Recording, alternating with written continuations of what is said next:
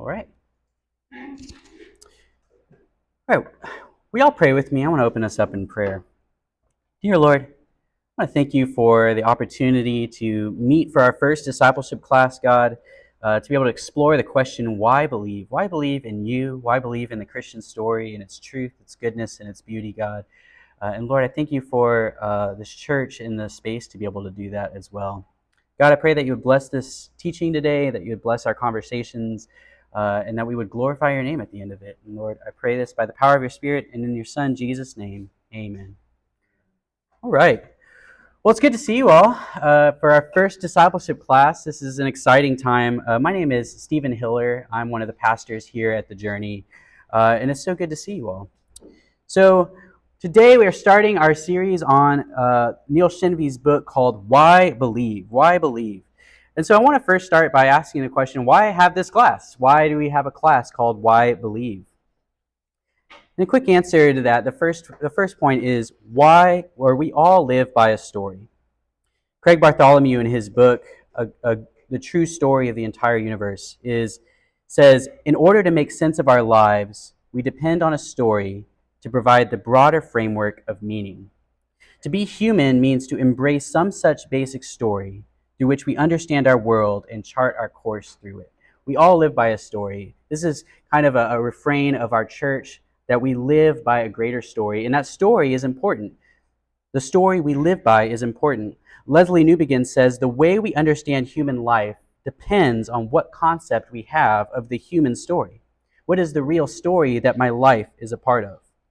And that story informs our understanding of what is true, what is good, and what is beautiful. Those are called the transcendentals. What is real, what is right, and what is lovely. These are questions that humans ask. These aren't questions that animals ask. These aren't questions that plants ask. In fact, when we ask questions of what is true, what is good, and what is beautiful, we are asking questions that make us most human, that are the most human questions we could ask. And those areas of truth, goodness, and beauty have an impact on every single area of life. How do I manage my money? What job will I pick? Should I have a job at all? Should I have a job even if it doesn't make me a lot of money? Should I get a job that makes a lot of money that I don't enjoy? Who do I marry? What even is marriage? How will I raise my kids? Will I even have kids? How will I vote? What is the role of government anyways? What is justice? What is love? These are all questions that are influenced by the story that we live out of. Living by the true story of the world is so important, and we should care which one is true. And so it should be every man's greatest desire and endeavor to know which story is true. Now, at The Journey, we believe unashamedly that Christianity is the true, good, and beautiful story of the whole world. As Christians, we believe that we were made to live according to that story. As Augustine says, you have made us for yourself, O God, and our hearts are restless until they find their rest in you. If this is true, then it means that all of humanity needs to look to the Christian story to find our place in the world and truly flourish. Therefore, it logically follows that the most loving thing that we can do as Christians is to share that story with other people and make an earnest attempt to persuade them of its truth. So this class serves two big purposes. The first purpose is that this class would be a safe, insightful, and a wonderful way for non-believing people to hear the evidence and claims of the Christian story. And the second purpose of this class is that Christians would be equipped to know why we believe the Christian story is true so that we can go and invite others to discover its truth as well. But how we do that matters. And how we approach the topic of persuading people of the truth of Christianity is important. We see this in the Bible in 1 Peter chapter 3, verse 15, which says, but in your hearts, honor Christ the Lord as holy, always being prepared to make a defense to anyone who asks you for a reason for the hope that is in you. Yet do it with gentleness and respect. That word in that verse for defense is the Greek word apologia. And it's where we get this word in Christian, it's where we get this word called apologetics. This class is an apologetics class. And apologetics seeks to do exactly what Peter is saying to do, to make a rational, gentle, and respectful defense for the Christian faith. So this class is going to seek to make a ready defense, a reasoned case for the truth of the Christian story. And throughout this semester, we're going to explore multiple evidences for the truth of Christianity and seek to answer the question, why believe? So we're going to be meeting in this classroom basically every week, with a few exceptions from now until December. And each week, we're going to make our way through this book on your table called Why Believe by Neil Shenvi. And that book is actually free for you and your family to take. We ask that maybe we just take one per household, so that y'all are able to follow along with it. It was written by a scientist, a chemist named Neil Shenvi.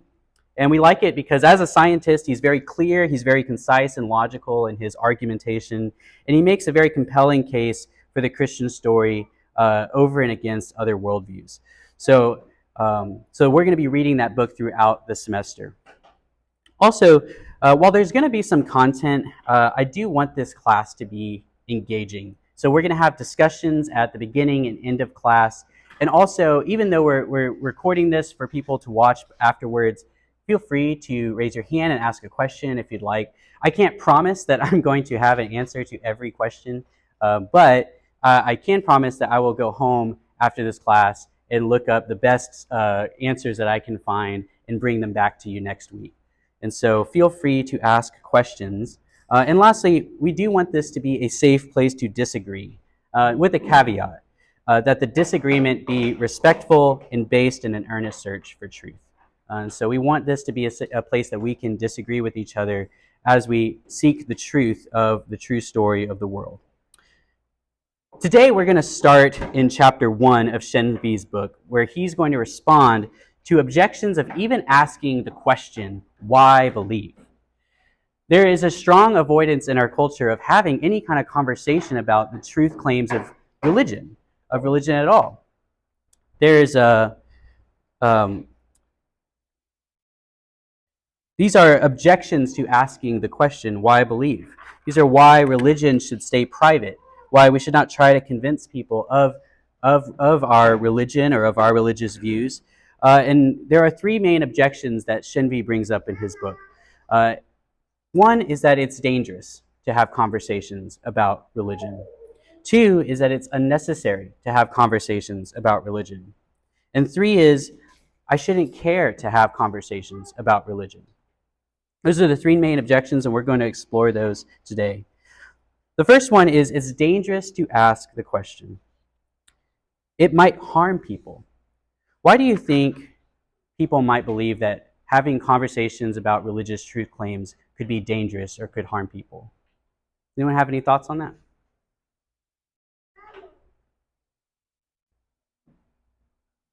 Ramsey. Well, someone might be fearful it will harm their relationship. Yeah, it could harm our relationship. Why would it harm our relationship? Well, if they're not receptive. Okay, they're not receptive. What else? Yes.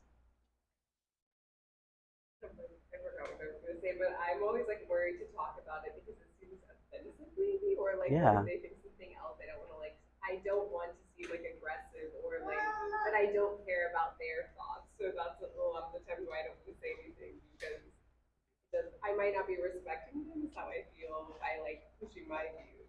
Yeah, that's a good point. Yeah, they may not feel respected. They may feel offended.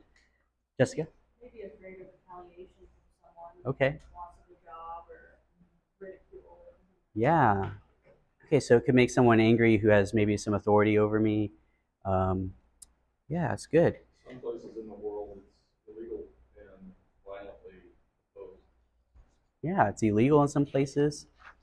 Yeah, it could actually result in maybe physical violence in some places. Yeah. No, those are all good points. So the argument can be put simply, because of the propensity towards, Well, let me back up a little bit. Some of y'all mentioned having discussions with people can get very tense. So at best, people can get worked up talking about religion, and tensions can get high. It might ruin relationships. At worst, wars could break out. Human history is filled with religious violence. Gandhi once said, proselytization, which is a fancy word for trying to convince someone of your faith or pushing your religion on someone, proselytization will mean no peace in the world. That's what Gandhi said. The argument, put simply, is because of the propensity towards religious violence, we should avoid public religious truth claims for the sake of human flourishing. Before I respond to that, how would you respond? Maybe I'll take one or two people. How would you respond to the idea that having conversations about religion leads to violence? Leads to violence? Mm-hmm. Well, I mean, Jesus said he didn't come to bring peace but a sword.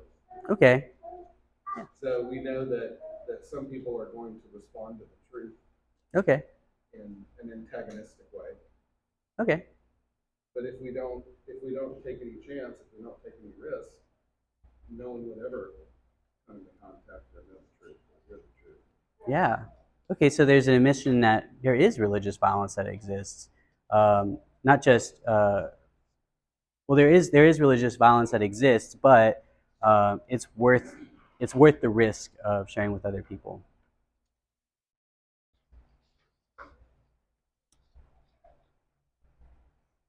Anyone else have any thoughts?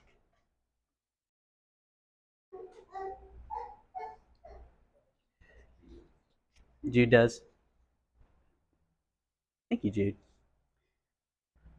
So I think there are two responses to this question. And the first one is, I believe religion as a cause for violence is vastly overstated.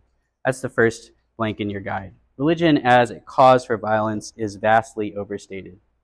Shenvi says in his book that there's a Huffington Post article called "Is Religion the Cause of Most Wars?" that notes that of 1,763 wars listed in the Encyclopedia of Wars, only 123 have been classified to involve a religious cause. Less than 7% of all wars and less than 2% of all people killed in warfare.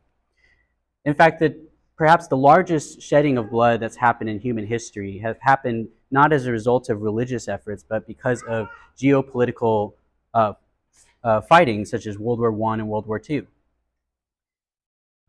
People are capable of causing great amounts of violence and harm to each other with or without religious motivations. But the second part of that assumption is, the second response would be that principled skepticism is a religious truth claim in itself. That's the second blank. Principled skepticism is a religious truth claim. You see, underneath the assertion that making public religious truth claims is antithetical to human flourishing is the assumption that no particular religion has the key to human flourishing. So we should avoid having conversations about them. In itself, that claim in itself is a claim to religious truth that we're being asked to assume is true. When we say this idea of religion being a cause of violence, so we should avoid conversations about religion to avoid violence for the sake of human flourishing, is assuming that the claims that each religion has about being able to lead to human flourishing is in itself false. But what if one of the religions that's being avoided is the key for human flourishing?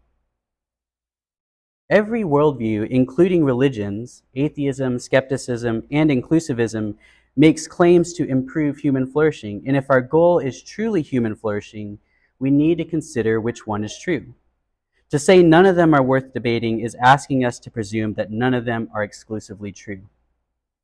But that begs the question at the heart of our cultural moment: are any religions exclusively true? And that leads to the second objection, which is it is unnecessary to ask why believe. And there are two possible arguments for this. One is that conversations about religious truth are unnecessary because all religions have access to the truth anyways. This is called inclusivism. So there's no point in debating religions because everyone has access to the truth anyways. This typically comes up in the parable of the elephant and the blind men.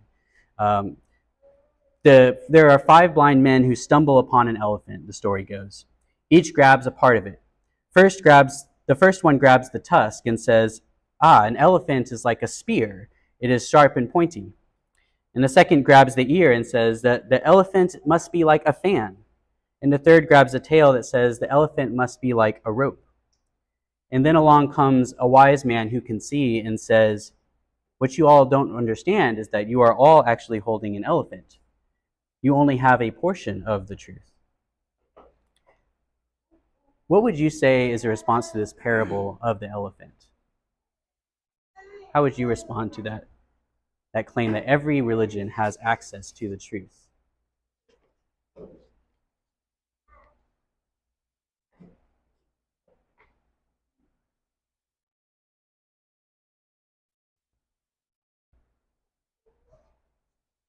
I mean, from the example, it sounded like each one of them had just a limited understanding of what an elephant was. Yeah.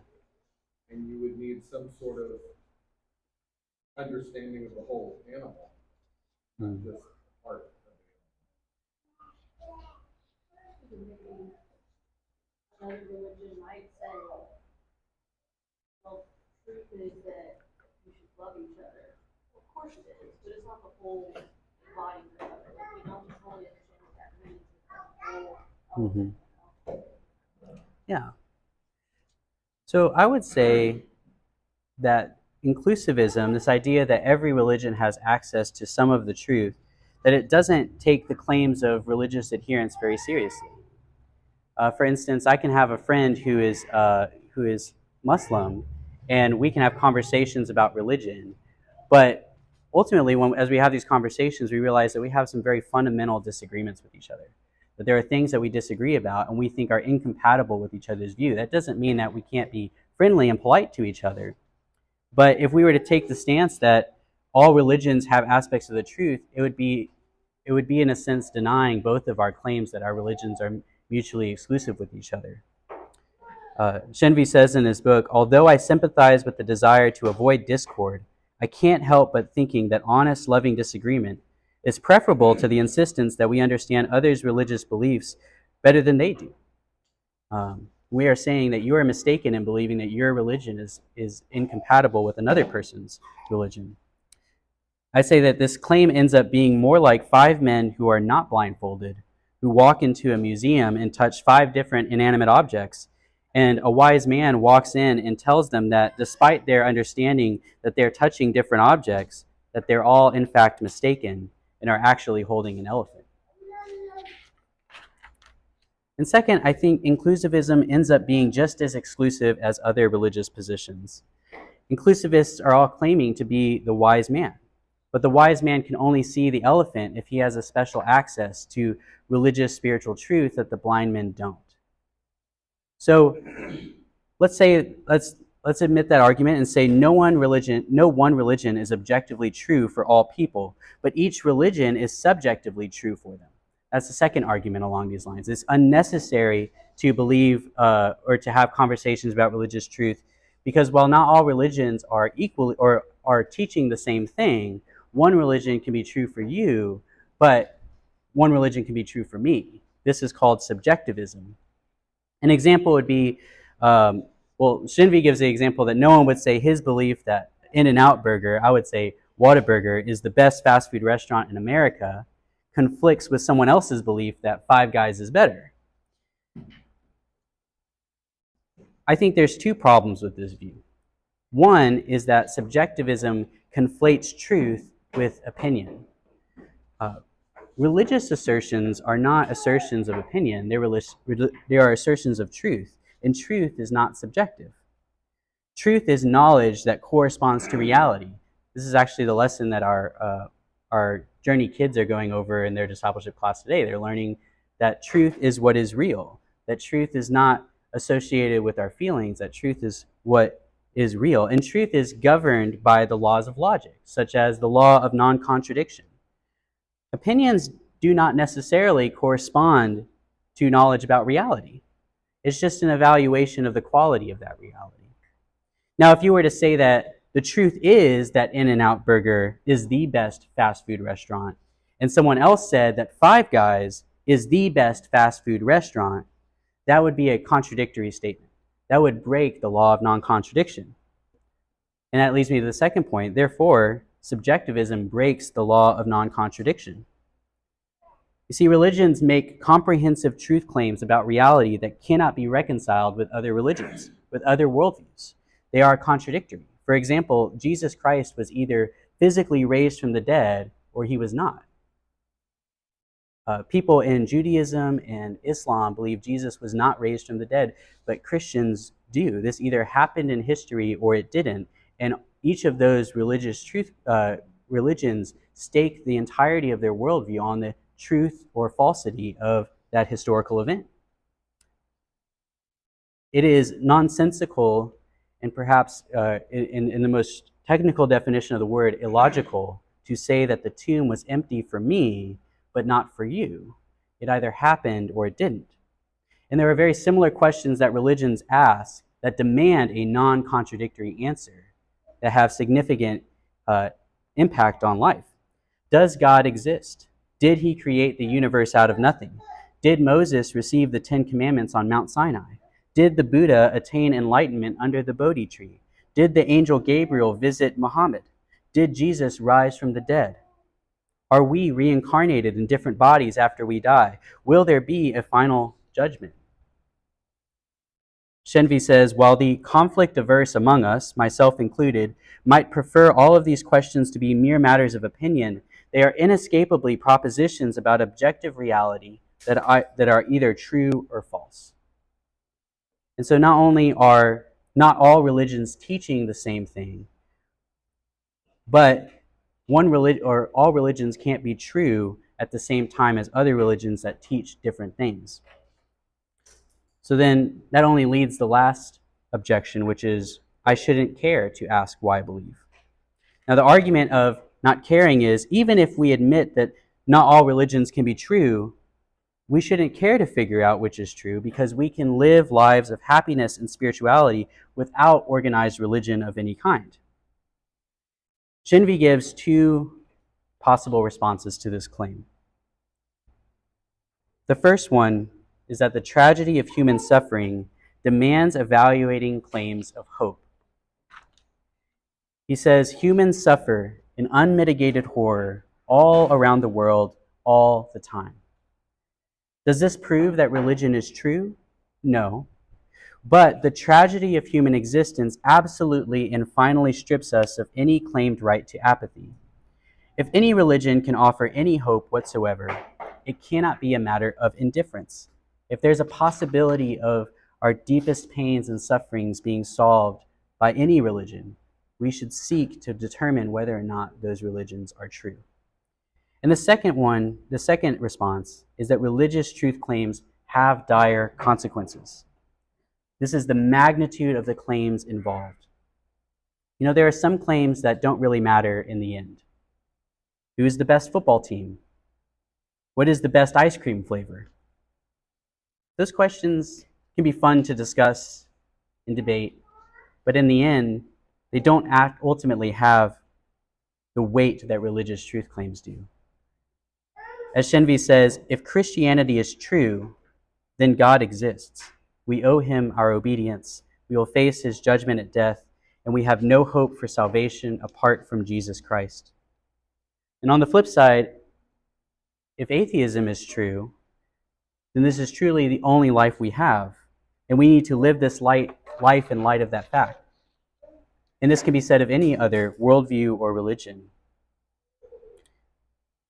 And I like what Shenvi says. He says, to say Christianity might be true or it might not be, but it doesn't really matter to me, is an irrational claim. Either we don't understand what is being claimed or we are very, very confident that it's not true. But you cannot possibly understand the gravity of the claims and not care about whether or not it is true. To finish, C.S. Lewis said in his book, in his essay, Christian Apologetics, Christianity, if false, is of no importance. and if true, is of infinite importance. The one thing it cannot be is moderately important. So we should care, and we should seek the truth. And that's what we're going to be seeking to do in the coming weeks. And so I want to take some time to discuss the last questions in your notes. There are a couple questions on the back. We're going to take about 10 minutes to ask those questions around our table and have conversations about it. And then in 10 minutes, we'll come back together and I'll pray for us to end the first discipleship class. All right. And go.